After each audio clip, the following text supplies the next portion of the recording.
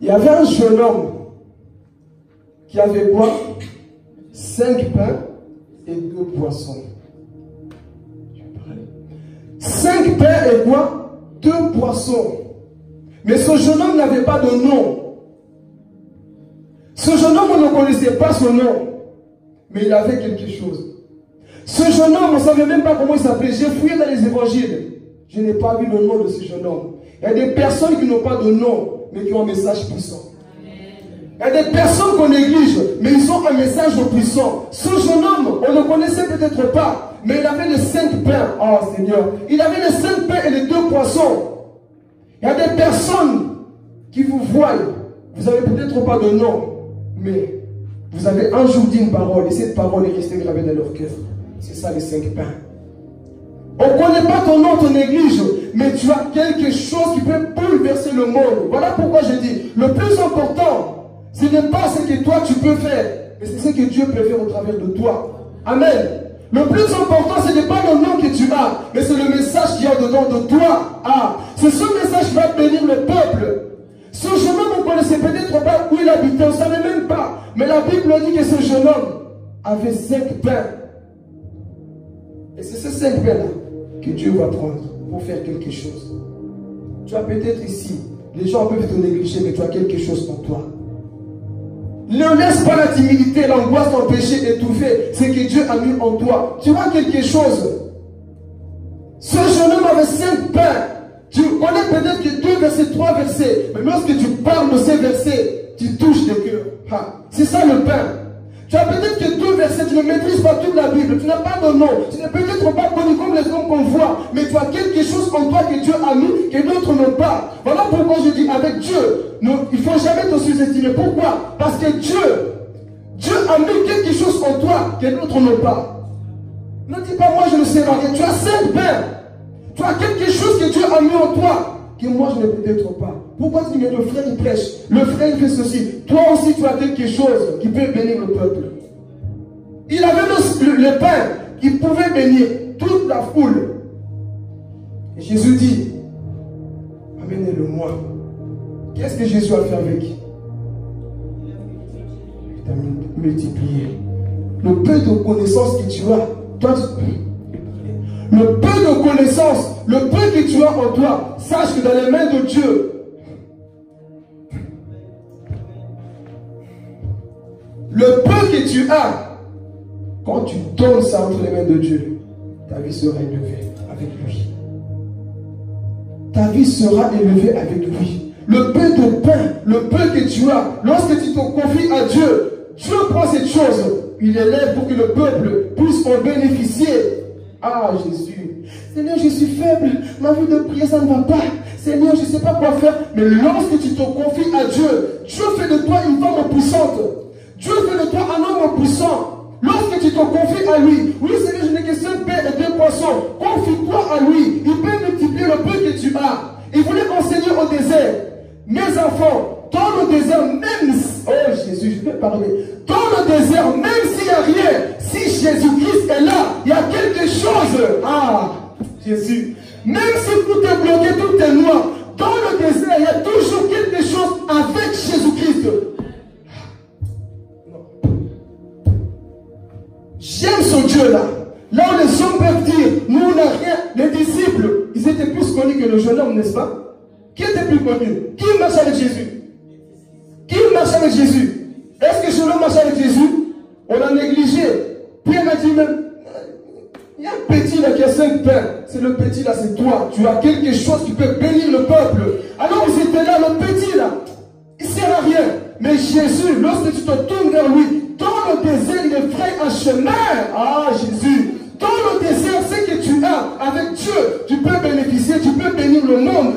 Voilà pourquoi ne te néglige pas. Le pain que tu as là, si tu le donnes entre les mains de Dieu, tu seras une femme puissante réellement. Pourquoi veux-tu se minimiser? Sinon, je ne connais pas grand-chose. Oui, tu ne connais pas, justement. Laisse ma connaissance venir. Ah. Laisse que moi, je puisse multiplier le peu que tu as. Seigneur, moi, quand je chante ma voix, on dit un crapaud. Donne-moi ta voix, tu vas voir ce que je vais faire avec ta voix. Seigneur, moi, je ne sais pas parler. Donne-moi ta bouche et tu vas... Oh, Moïse, Seigneur, je ne sais pas parler. Exode 4, 11. Qu'est-ce que Dieu dit? Moïse,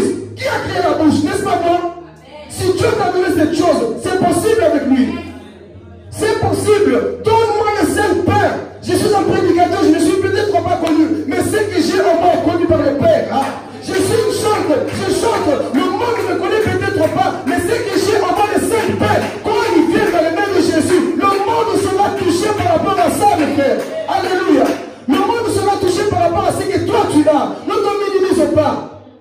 Ah, je suis timide. Oh Jésus, j'ai l'exemple vivant ici. Timide, je ne sais rien. Mais quand tu viens entre ses mains, il multiplie ta vie. Il est le seul à le faire. Mon père n'a pas su, ma mère n'a pas su, mes pasteurs n'ont pas pu, mais Christ l'a fait. Christ a multiplié ce qui était en moi. Voilà pourquoi je parle toujours. J'aime encourager parce que moi, on ne m'a pas beaucoup encouragé.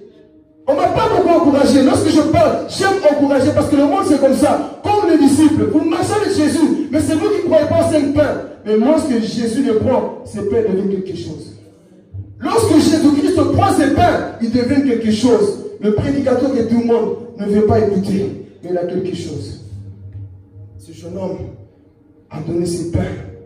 Et qu'est-ce que Jésus fait? C'est peut-être ton témoignage, ces 5 pains. Voilà pourquoi je veux parler à quelqu'un prophétiquement. Ta situation actuelle sera pour la gloire de Dieu un jour. Toi, tu penses que tout est fini. Mais sache que ta situation, tu verses peut-être de larmes. Mais Dieu fait exprès pour que ce 5 pains un jour soit pour le monde. Ton témoignage, c'est pour quelqu'un, c'est pour encourager quelqu'un. Alors ne pleure pas, Seigneur, pourquoi? C'est pour un jour. Dieu va t'utiliser pour seulement un jour. Je parle à quelqu'un. Dieu va t'utiliser pour seulement un jour. Alléluia. Reçois cette parole au nom de Jésus. Dieu va utiliser ta vie puissamment pour sa gloire. On ne m'a pas appris. On ne m'a pas encouragé ainsi. Et quand je sais que Dieu est capable de faire des choses, je dois aussi apprendre à encourager mes frères. Là, Paul, Pierre, Matthieu n'ont pas vu peut-être ce jeune homme comme quelqu'un qui avait quelque chose. Mais Jésus a reconnu quelque chose. Dans le désert, vous ne croyez toujours pas. Mais regardez ma capacité. Venir. Regardez ma capacité. Jésus prend le pain et multiplie. Qui n'a pas mangé? Tout le monde a mangé et il restait même. Mais pourtant, il n'y avait que 5. Et pourtant, tu es dans ta chambre, tu dis, Seigneur, je ne suis pas connu. Mais lorsque tu seras entre les mains de Dieu, qui ne va pas entendre parler de toi? Qui ne va pas entendre parler de ton témoignage? Continue. N'abandonne pas. Dieu a toujours sa main sur ta vie. Ce témoignage sera pour sa gloire. Alors tout le monde a mangé. Et si vous regardez notre précision, tout le monde a mangé et il ne restait rien. Jésus va parler. Voilà pourquoi dans le désert, aime la parole de Dieu. Dans le désert, aime le brisement. Parce que quand tu vas sortir, on dira, mais cette personne sort d'où? Cette personne vient d'où? Qui l'a formé? Jésus-Christ m'a taillé, il m'a formé, il a enlevé tout en moi maintenant. Je suis une nouvelle personne qui peut impacter le monde. Alléluia. Alors on voit Jésus. Il prend ses pains, il les multiplie. Et lorsqu'il a fini, il dit à ses disciples, ramassez quoi? Les morceaux qui restent là. Les morceaux, c'est quoi? C'est quoi les morceaux? Les pains. Qui est le pain de vie? Jésus. Les morceaux en soi, c'était la parole de Dieu qui est restée. Mais Jésus a dit, j'ai choisi 12 paniers. J'ai choisi 12 paniers. Le serment des 12 disciples. Vous, dans les 12, prenez les morceaux de pain. Vous les 12 disciples, prenez ma parole, mettez-la en vous. Vous allez comprendre après. Mettez cette parole en vous. Dans le désert, mets la parole de Dieu en toi pour qu'elle soit efficace pour le monde. Parce que tous ceux qui n'ont pas pris ce pain, on les voit et tous, ils avaient abandonné Jésus. Mais Jésus revient et dit, n'est-ce pas moi qui vous ai choisi, vous les 12 paniers? Qui vous a choisi, vous les 12? C'est moi. Quand Jésus-Christ te choisit, il met la parole en toi. Lorsqu'il te choisit, il met son cachet en toi. Le Saint-Esprit le met en toi. Et tu seras cette personne qui impactera. Alors il dit, ramassez les morceaux là qui restent, mettez dans le panier, afin que rien ne se perde. Mes paroles, parce que pour moi, voilà pourquoi je dis, quand tu écoutes la parole de Dieu, quand tu es dans l'esprit, tu la mets en toi. Quand tu médites, tu la mets en toi. Tu es le panier de Jésus. Tu mets la parole de Dieu en toi. Mais d'autres, laisse tomber. Ah, c'est pas pour moi ça c'est pour les autres. Non, un disciple, c'est celui qui aime Dieu. Il prend tout et la met en lui-même. Amen. Alors on voit ces disciples, ils ont mis cette parole en eux. Et plus tard, ils étaient en train d'avancer. Mais on voit, avant ça, il y avait des personnes qui murmuraient. Qui? C'est les mêmes personnes qu'on a vu dimanche, les juifs, pharisiens. Quand Jésus a dit, vos pères, eux dans le désert, ils ont mangé le pain, mais ils étaient morts. Mais aujourd'hui, ce n'est plus ce pain-là, c'est moi le pain de vie. Jésus-Christ. C'est moi ce pain-là que vous avez besoin. Ils ont commencé à murmurer. Comment ça va manger son corps? Comment ça va manger sa chair? Mais c'est ça qu'on a besoin. La véritable parole de Jésus-Christ. C'est ça qu'on a besoin. Et qu'est-ce qui s'est passé? Ils ont pris, les disciples, ils ont pris par la suite cette parole. Ils ont gardé en eux. Pendant que les Juifs, tout le monde ne croyait pas. On va lire comme ça, on ne dit pas des bêtises. Prends Jean, Aurélie. Il y a ce que les disciples font. Les pharisiens plutôt. Jean, chapitre 6, toujours, verset. Alléluia. Quelle est la parole ici? Amen. 48. Je suis le pain de la vie. Vos ancêtres ont mangé la manne dans le désert et ils sont morts. Voici comment est le pain qui descend du ciel. Celui qui en mange ne mourra pas. Je suis le pain vivant descendu du ciel. Si quelqu'un mange de ce pain, il vivra éternellement. Et le pain que je donnerai, c'est mon corps pour la vie du monde. Là-dessus, les Juifs se mirent à discuter vivement entre eux, disant, comment peut-il nous donner son corps à manger? Jésus leur dit, en vérité, je vous le dis, si vous ne mangez pas le corps du Fils de l'homme, et si vous ne buvez pas son sang, vous n'avez pas la vie en vous-même. Celui qui mange mon corps et qui boit mon sang a la vie éternelle, et moi je le ressusciterai le dernier jour. Amen. On suit le verset 66 jusqu'à 70. De ce moment-là. Dès ce moment, beaucoup de ses disciples se retirèrent et arrêtèrent de marcher avec lui. Jésus dit alors aux 12. Pas tout doucement, verset 67. Qu'est-ce que Jésus dit? Écoutez. Jésus dit alors aux 12. Et vous, ne voulez-vous pas aussi vous en aller? Simon-Pierre lui répondit, Seigneur, à qui irions-nous? Tu as les paroles de la vie éternelle. Le fait même de lire cette parole, ça me remplit déjà. Seigneur, à qui irions-nous? Toi, tu es ce Père-là. Tu nous as mis le 12 paniers là. Nous sommes ces 12 paniers. Ta parole est en nous. Continue, puis je vais commenter. Vas-y. Et nous croyons et nous savons que tu es le Messie, le Fils du Dieu vivant. Jésus leur répondit, n'est-ce pas moi qui vous ai choisi, vous les 12? Répète encore. N'est-ce pas moi qui vous ai choisi, vous les 12? Il fait référence toujours aux 12 paniers. Qui a choisi les 12 paniers? C'était Jésus-Christ. Alors ici, il fait comprendre, c'est moi qui vous ai choisi. Continue. Et l'un de vous est un diable. Il parlait de Judas l'Iscariote, fils de Simon, car c'était lui qui allait le trahir, lui l'un des 12. Amen. Donc si on voit, Jésus, les 12 là, ils ont reconnu que nous, on a été formés dans le désert. La parole de Dieu est en nous. Même si le monde ne croit pas, même si les pharisiens, eux, ils disent que c'est trop dur, mais nous, on a été choisis. Est-ce qu'il y a une personne qui a été choisie par Dieu ici? Est-ce qu'il y a des personnes qui ont été choisies par Dieu? Moi, je suis choisi. Si toi, tu n'es pas choisi, mais moi, je suis choisi. Si Dieu m'a tellement choisi, sa parole, je dois l'aimer plus que tout. Je dois aimer la parole de Dieu plus que tout, plus que la télévision, plus que les choses de son monde. Sa parole doit demeurer en moi. Alléluia. Lorsque cette parole demeure, lorsque les difficultés viennent, ne pourront rien me faire parce que j'étais formé dans le désert. Dans le désert, on m'a formé. Est-ce que Jésus te forme dans le désert? Est-ce que Jésus nous forme dans ton intimité, là où tu es constamment seul? Est-ce que Dieu te forme? Est-ce que tu acceptes le brisement? Est-ce que tu acceptes que Dieu mette sa parole en toi? L'Église a constamment besoin de cette parole pour qu'on soit efficace. On voit ces personnes, ils ont mangé, la parole était ancrée en eux. Ils avaient la vie de Dieu en eux. Pourquoi? Parce qu'ils étaient remplis. Pendant que d'autres fouillaient, parce que la Bible dit dans le verset 66, quand il a fini de parler, disciples le fouillaient. Même les chrétiens le fouillaient. Mais les choisis, il dit Seigneur, à qui irions-nous? Il y a des personnes ici, ils n'arriveront jamais à retourner dans le monde. Même si tu te sens faible avec Dieu, mais tu ne penses jamais au monde. Sais-tu pourquoi? Tu les as choisis. Mais regarde aujourd'hui, beaucoup pour peu, ils viennent dans le monde. Pourquoi toi tu ne vas pas dans le monde? Parce que toi la parole est en toi. Pourquoi toi le monde ne t'intéresse pas? Malgré tout tu vois des difficultés. Dans l'église des fois tu vois des difficultés. Mais le monde ne te dit rien. Tu dis toujours Seigneur, à qui irai-je? Je sais que tu es mon Dieu. Je sais que tu as des paroles de vie. Ça c'est des personnes qui ont été choisies.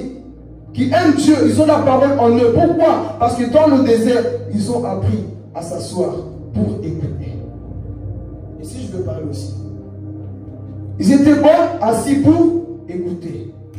Tu veux aussi aller loin avec Dieu? Apprends à t'asseoir, écouter. Je vais dire une chose. Avec Dieu, j'ai appris à dire la vérité. Si tu refuses de t'asseoir pour écouter les autres, ta connaissance n'ira pas loin. Parce que ces personnes, ils ont accepté de s'asseoir pour écouter Jésus.